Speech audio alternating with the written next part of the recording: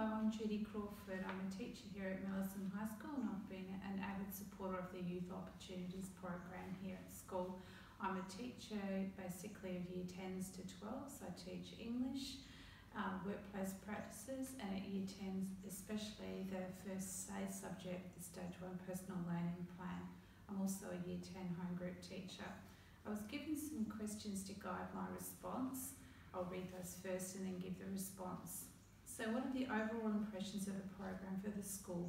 What is it doing for students and how are they embedding it? Well, we can see growth as students become more engaged with youth opportunities learning, and for some the changes are quite significant. For example, their attitude towards learning and student interactions with peers and teachers become more positive and are self-driven.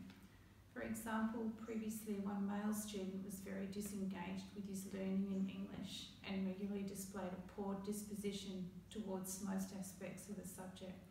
His grades also reflected his attitude.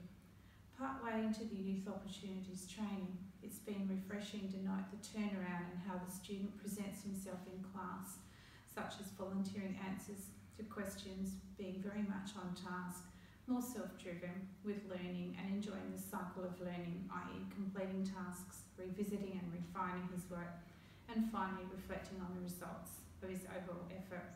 This is a yippee moment for both the student and teacher. So what's the most valuable thing you've learned from the Project 360 training delivered by Youth Ops? Well, the connection with Youth Ops was valuable. The training gave a face to the learning that our students are involved with. It helped to cement the content of the Youth Ops program and confirm the value of and the impact the program is having for our students. In addition, the Project 360 training reaffirmed personally the things that we are already doing in our professional spaces. For example, the 4 big decisions, looking for the blue, the change loop, stars and black holes, and star-filled environments. So now that several weeks have passed since the training, what do you practice or use most in your work? Well, it reaffirms what we already have been doing when working with students. In particular, we found it useful to have names or labels to give to the things we do. For example, giving stars, the 4 big decisions, encouraging our students to be risk takers by stepping outside their comfort zone. It's also valuable to use the same language with the whole class. The Youth Ops students have been positive about keeping each other in check, particularly when someone may have given a black hole type response. Having students reflecting on their learning and becoming more accountable for their decisions is also a significant part of what happens in my classes.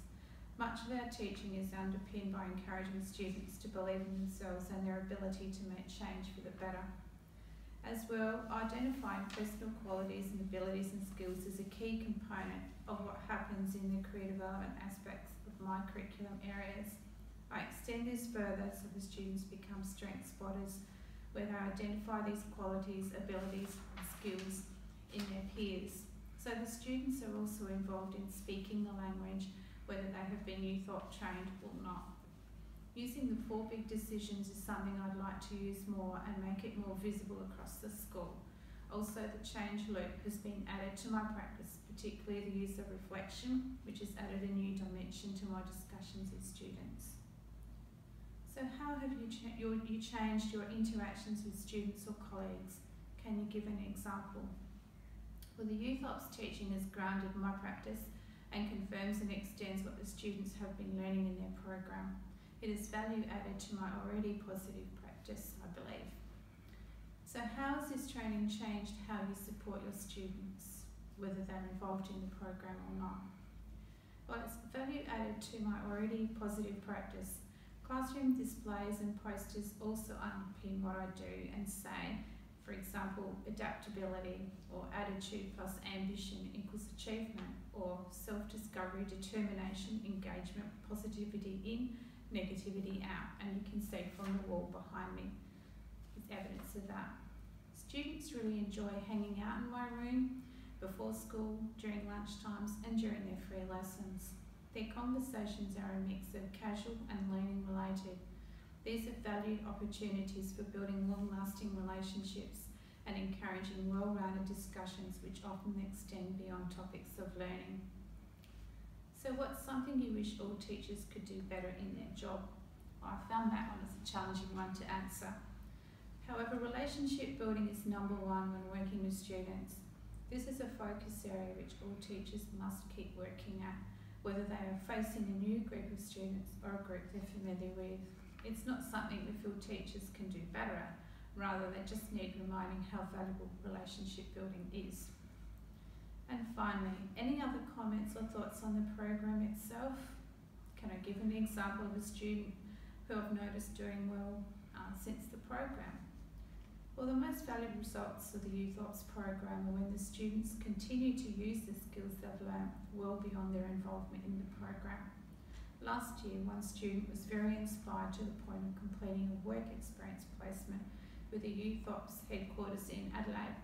This opportunity further inspired the student to closely consider their subject selections for Year 11 and to contemplate their career pathway. Following on, the student went on to undertake a second work experience placement with the Youth Ops team in 2019 and can now firmly visualise a future where he is studying psychology at tertiary level.